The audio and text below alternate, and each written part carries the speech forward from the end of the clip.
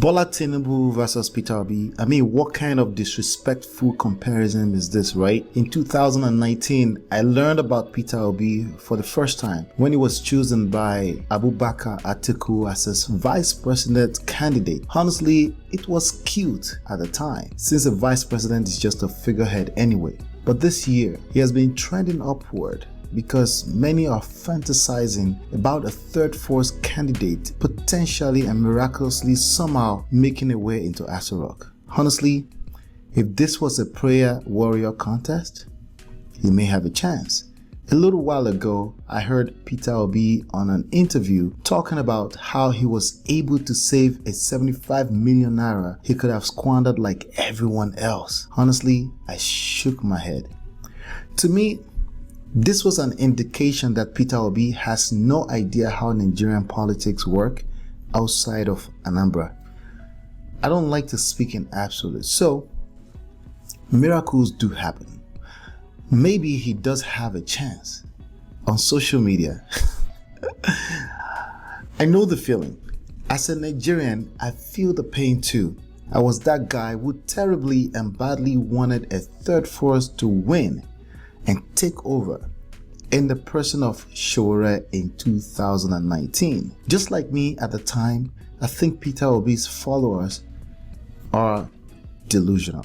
As a 42 years old man, I just feel like I have never experienced Nigeria thriving in any respect. So just as bad as you do, I want Nigeria to thrive again. Trust me, but Nigeria as a nation is not just there. Let's talk about the ex-governor of Lagos State who was majorly instrumental in helping President Buhari win in 2019 after losing 3 times prior to that. Asiwaju Bola Tinubu. Hand shaking, sick, rain, even snow, which they don't see in Nigeria at all. As far as most can see, myself included, he is the only one with a chance to enter Aso Rock. I remember 10/10/2020 during the End SARS massacre. At the time, the rumor was that BOLA TINUBU was the major stakeholder of the Lekki toll gate. In fact, according to rumors, his son allegedly ran the media company that collected billions of naira from the billboard ad revenue of the Lekki toll gate. Millions of people were calling on Asiwaju as if he was the commander-in-chief in Nigeria after the massacre for at least a week, if I remember correctly. Nigerians did not hear a word from him, not a single word. When it was ready, he majestically and randomly showed up somewhere in France, and somehow, like a day later, he shows up in front of a microphone in Lagos just to let people know that he didn't own TVC, which hoodlums had attacked earlier. Why am I sharing this with you?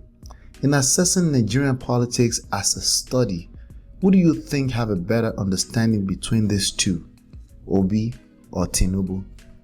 Who do you think has a better chance of getting into Aso Rock as the president of the Federal Republic of Nigeria? As a Nigerian who is well-traveled, I know what it feels like to experience well-built nations and fantasize about a new Nigeria someday.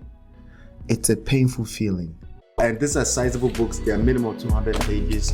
You can download them absolutely for free by simply going to, for example, this one, you just go to getmymarriageback.com, smartrealestatewholesaling.com, realestatemoneysecrets.com.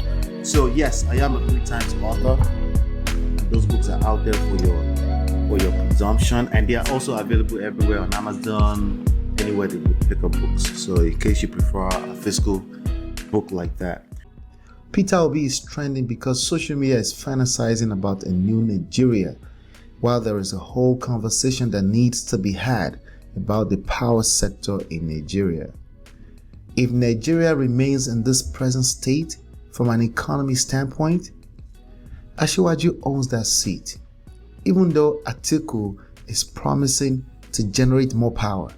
Even if Asiwaju is in a wheelchair, he is the only one capable of touching Aso Rock. I mean, that's not new to Nigerians.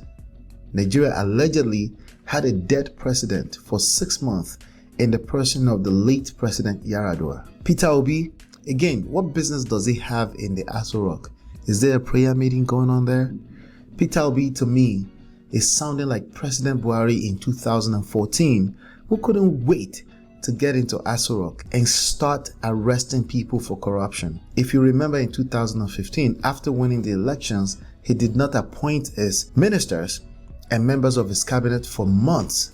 The streets were wailing for lack of funds to spend in the streets. Imagine the rude awakening to the reality that Nigeria did not and still does not sell anything to the rest of the world outside of movies and music. An average Nigerian depended on the stolen funds that trickles its way from the politicians to the event planner to the fashion designer to the gate man and house girl. So President Buhari's lack of preparation to appoint his cabinet directly and indirectly affected the economy negatively. On the flip side, I've watched Asiwaju for a bit now, and I'm convinced that he has the mental capacity to know where to spend his energy as a president. I've watched him orchestrate the winning of the primary for 20 years without flinching any of those big eyeballs. Oju Obofunrai. Corruption, in my opinion, is not the enemy. It's simply the product or symptom of a hungry nation. I can imagine political stakeholders taking an offense to that 75 million naira that Peter Obi cock-blocked while he was the governor of Anambra State. In a real Nigerian governing way, that money could have become income for a side chick somewhere. Fighting corruption in an organization is a useless effort. It's like fighting your own shadow. I strongly believe that Asiwaju Bola Tinubu understands that concept. While potentially and possibly stealing to stuff back all the money being spent on this campaign, I believe he will immediately and actively engage licensing out a bunch of privatizations, business empowerment, and pumping money into the marketplace. If he doesn't die within the first few days in office, because honestly, he seems sick. Knowing fully well that the money is coming back with prosperity for more happy citizens, therefore reducing corruption. The high horse morality nonsense that Peter Obi is pushing is not valuable to Nigerians from an election standpoint. I would credit Vice President Atiku the same way I am crediting Asiwaju, but his personality seems a bit too docile for this vision I'm seeing about Nigeria. I could be wrong, but I see Atiku as another Professor Oshibajo, except that part where his former boss cannot even vouch for him. He's just a figurehead. Leave in the comment below who you are honestly rooting for to become the president of the Federal Republic of Nigeria. On my last live stream video, which you can see on this channel, I made a very strong prediction about the upcoming 2023 presidential election. If it's not showing on your screen right now, click on it from the video tab of the channel's page.